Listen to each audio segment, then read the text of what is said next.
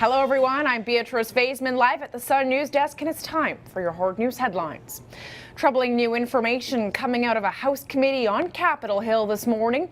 U.S. Homeland Security Secretary Jay Johnson reveals two alleged members of the Kurdish Workers' Party are seeking asylum in Canada. The PKK, as the group is known by its Kurdish acronym, is listed as a terror organization in both Canada and the U.S.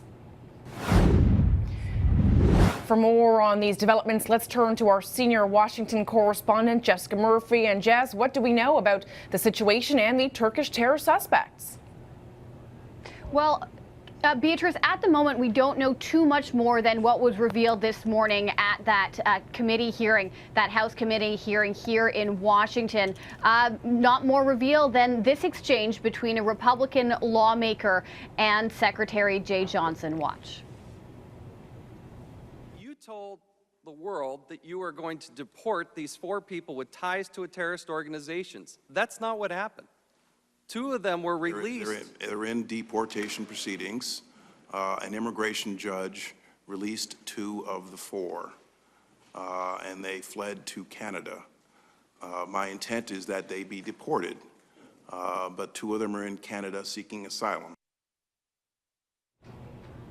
Now, Johnson did confirm in October here in Washington that indeed 4 members who did claim themselves to be members of the PKK crossed into the U.S. via Mexico. They were arrested for illegal entry, and at the time, Johnson promised that they would be deported. But today, as he said, 2 of them were indeed released by an immigration judge, and then he says fled to Canada, where they are seeking asylum. Now, Johnson did not say today whether or not the U.S. would request these 2 to be returned to U.S. soil. And so far, Canadian officials haven't returned, Beatrice, our requests for more information. Now, as for the PKK, they are indeed listed as a foreign terror organization by the State Department, as well as the same by Canada. That since 2002, they're essentially a Kurdish separatist party that is based in Turkey.